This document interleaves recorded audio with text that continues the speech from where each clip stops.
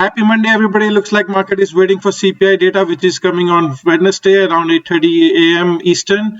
So looks like until that time, we're just going to chop around, do nothing much. Right now, there's just two levels to watch. There's a support around 40.50 to 39.50, and then there is this big sell zone, which is around 41.39 to 4300. Okay. So now depends on how CPI comes up. Basically, on Wednesday, we're going to have a dip down here. If we dump here around this support zone, look to buy. Else, we're going to rally hard, and then we will keep rallying until 4300. This is a sell zone, so this is not, you should not be getting too bullish here.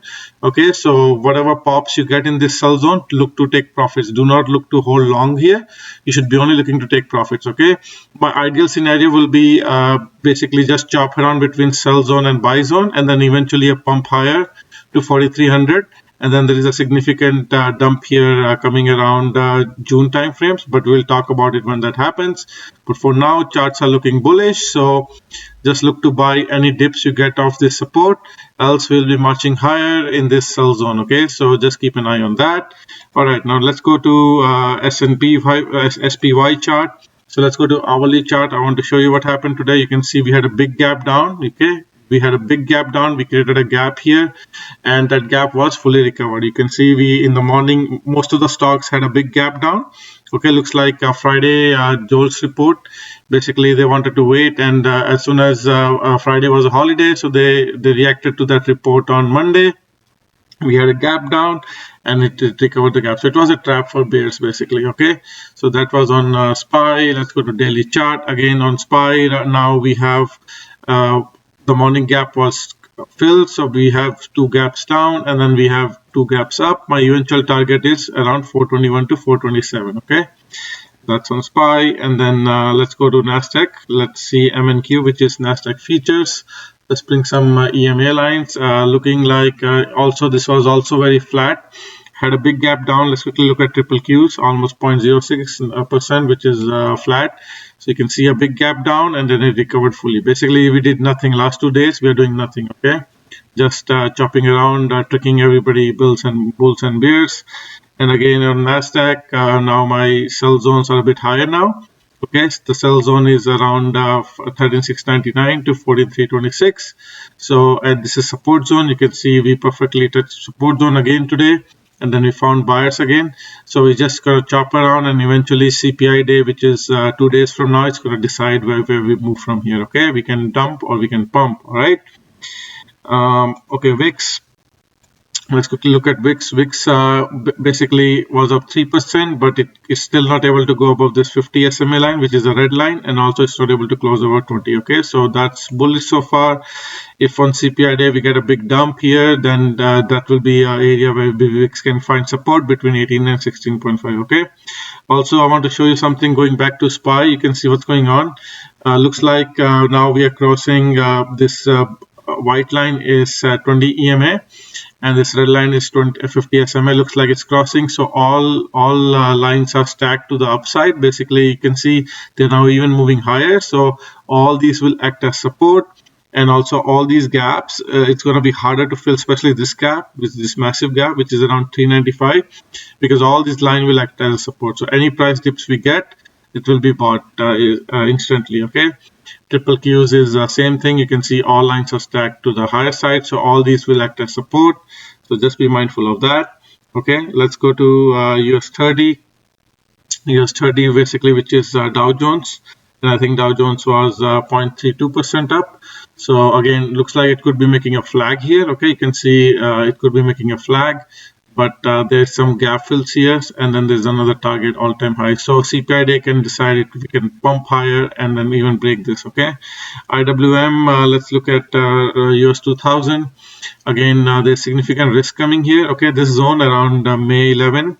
This is a zone, so I'm looking for all these pumps which we are getting eventually dump, and even look at touching previous lows, sorry, or even going lower that. Okay. So that's what my expectation on IWM. Oil had weakness. You can see this candle.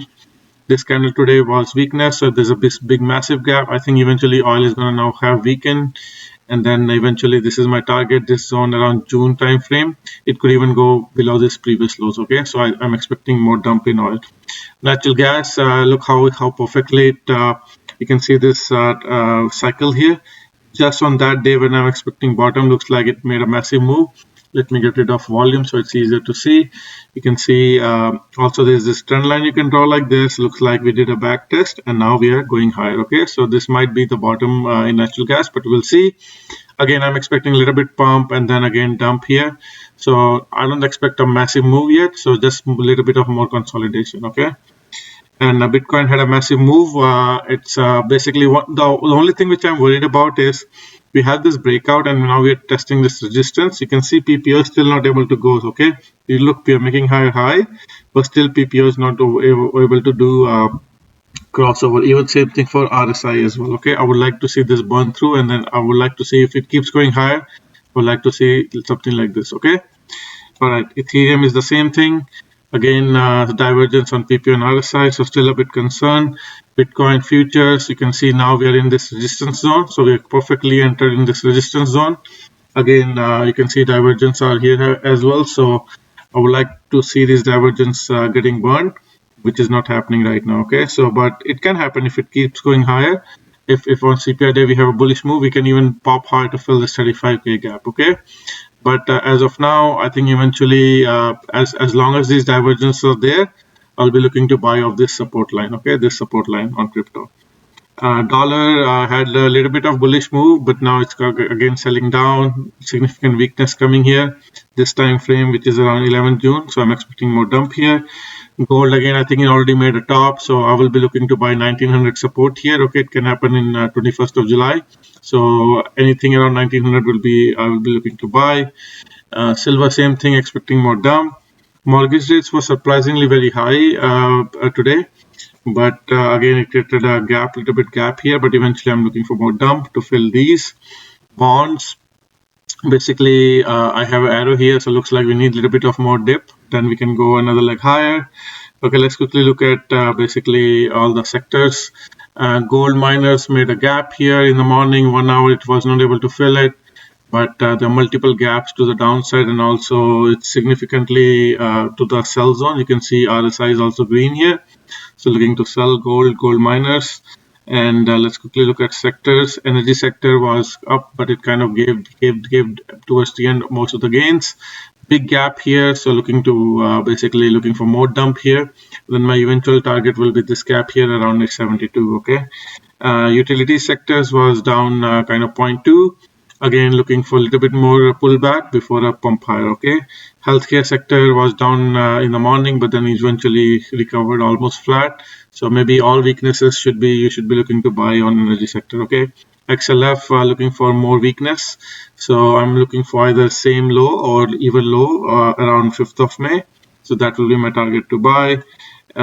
Industrial sector, massive move today. Looks like it did not fill this gap, so still looking for a little bit more dump and then pump higher.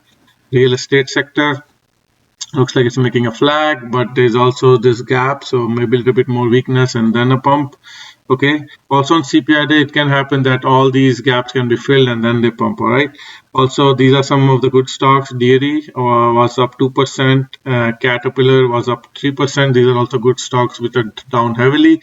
There's a big gap on Caterpillar, so looking to fill that before a pump higher. Okay, Tesla was down almost 5% in the morning. It created a gap, but then it was filled again. Now there's gap around 190, and then there's another gap around 206. So I'm looking for those gaps to fill. Earnings is coming soon, so if we go down towards the earnings, I'll be looking a pump. But if we now start heading higher and get a pump, then probably earnings time we can get a dump. So we'll see how it goes next couple of days. And let's quickly see other stocks. Apple. You can see Apple 1 hour chart. Apple, we had a massive gap, basically still not filled in the morning.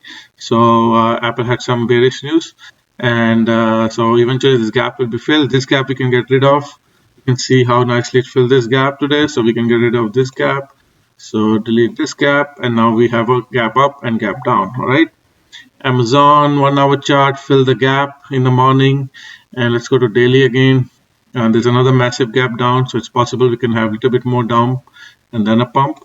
Okay, Google was heavy down today, and looks like it created a gap and not able to fill that gap. Okay, it had a bullish move on last Thursday, and looks like we now like kind of maybe like have it cooling down a bit. We were way above this green line, which is 10 MA, so looks like we're coming down for a bit of cool off, and then we're going to pump higher.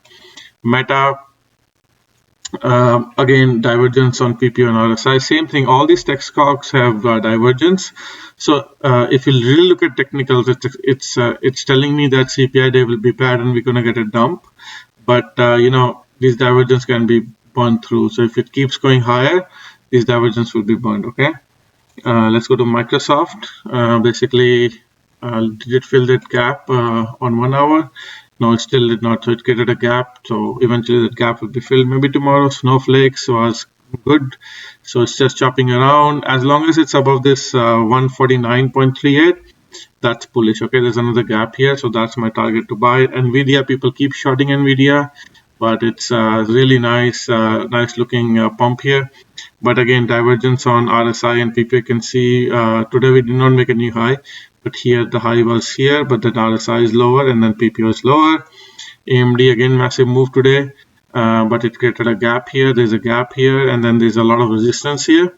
So basically AMD looks like coming to the end of the move. Maybe it will be here, high here around earnings, and then we will get a big dump. Okay. And that's about it, guys. Please like my videos on your way out, and have a good day, and have a good tomorrow. Happy trading day. Take care. Bye bye.